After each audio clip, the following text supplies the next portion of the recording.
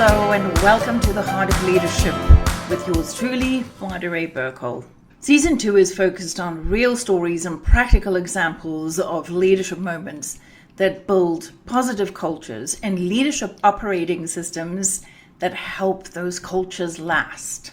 So this week we're looking at what happens when decisions begin moving at the right level in business. A leader that I will call Daniel for today had been watching a pattern for 3 weeks. 12 significant issues had reached his desk in 30 days.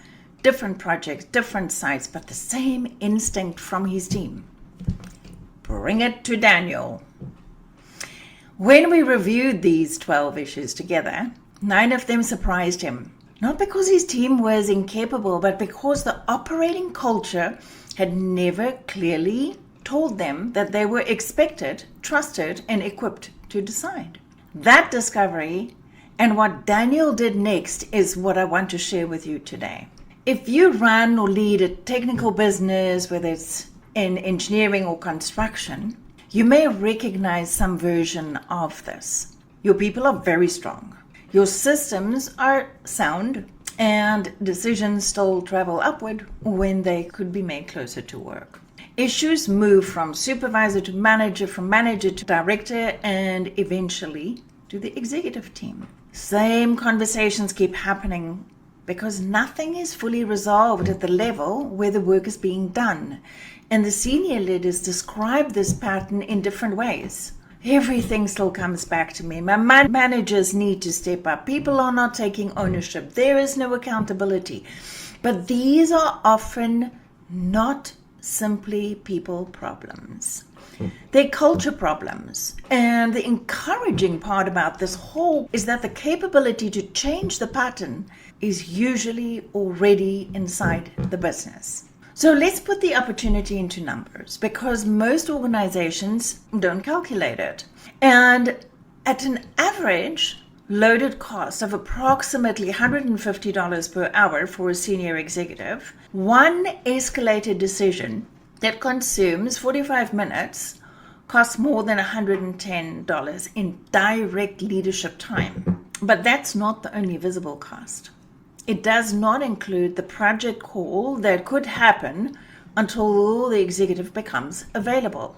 It does not include the schedule delay recorded as a coordination problem. It doesn't include the quality concern that reached the client because somebody didn't feel confident raising it earlier. And it doesn't include the opportunity cost of a senior leader spending time solving operational problems instead of thinking strategically about the business. So an operating culture that moves decisions closer to the work does way more than free up executive time. It increases speed. Number 1, it strengthens accountability. It develops better leaders. It improves the organization's ability to adapt when conditions change. And here is what the shift looked like for Daniel. When Daniel and I worked through these 12 escalations, 9 turned out to be decisions that could reasonably have been made by a supervisor or site manager. And Daniel sat back and said, I think I built this pattern without meaning to do it. It was not self-criticism, it's simply recognition. Daniel had always made himself available. He's always there to have answers. He cared deeply about the work and he wanted everybody to succeed. And over time, his people had learned that bringing decisions to him was the safest and most reliable path. The culture was doing exactly what it was trained to do. In over 90 days, we worked with 3 operating changes. First one was to develop and share clear decision rights. The team made explicit decisions belonged to supervisor level, which belonged to managers, and which genuinely and really required executive involvement. And the second was a shared commitment standard. They defined what ownership meant in practical terms. What would be done, by when, who needed to be informed, and what should happen when something becomes a risk. Also, risk is very well defined in this model. And the third change is a different leadership response when problems surface early. Instead of immediately taking over, Daniel began asking curious questions. What have you considered? What decision do you believe needs to be made? What support do you need from me? And by week 12, 7 of the recurring issue types were resolved at the supervisor level without reaching Daniel. The capability had always been there. People can do it. The operating culture finally been designed to let it show. So here's the reframe that I want to share with you this week. Accountability and decision making are not simply personality traits.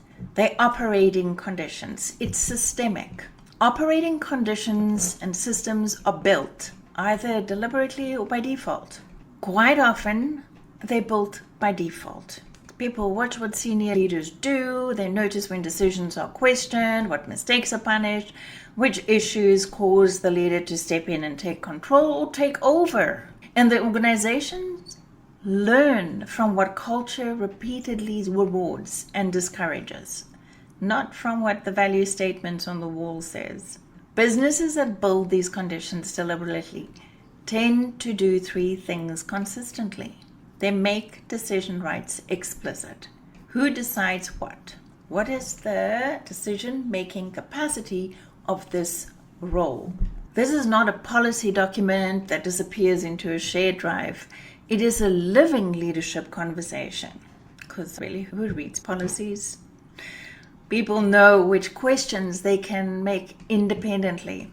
They know which decisions they can make without supervision, and when consultation is expected, and when escalation is really necessary. And they create a shared standard for ownership. Ownership cannot remain a vague expectation. The team needs a practical picture of what it means. What is commitment? Who's accountable? When will it be completed? And who needs to know if it becomes a risk? A useful commitment standard is developed with people who must live by it rather than imposed on them from above. They change the leadership reflex when concerns surface. The first response a leader gives when someone raises a concern determines whether the next concern will be raised early or managed quietly. Curiosity first is not weak leadership. It does not mean lowering standards or avoiding accountability. It means understanding the issue before taking control of it. And that may be one of the most operationally rigorous habits a leadership team can develop. And that, I'm going to say it again, curiosity is not weak leadership. It's got nothing to do with lowering standards and avoiding accountability. It means that the leader takes the time and shares respect for the people closest to the problem to understand the issue before taking control of it. So there's one experiment you can run this week. List every significant decision, issue, or problem that reached your senior leadership team during the past 30 days. And then ask 3 questions about each one. Did this genuinely require senior leadership authority? Could it have been resolved 1 level closer to the work? 2 levels closer to the work? What was missing that caused it to move upward? And perhaps decision rights were unclear. Perhaps manager lacked confidence. Perhaps previous attempts at ownership had been second-guessed. Perhaps the leader had unintentionally trained the team to wait and escalate. Your escalation ratio becomes a simple starting diagnostic. It is grounded in actual operations and it gives you something specific to improve. Track the number of escalations for several weeks. Do not use it to blame people. Use it to understand what the culture has taught them to do. And that's also one of the patterns your culture capacity scan is designed to surface and help leaders track over time. So back to Daniel. He now tracks his escalation count every single week. And he doesn't use it as a performance target. He uses it as an operating culture indicator. What is the culture that's actually operating in the hallways? It helps him to see whether decisions are moving closer to work, whether managers are building confidence, and whether the leadership system is carrying more of the business without everything returning to him. That is the real opportunity. The goal is not to remove senior leaders from important decisions.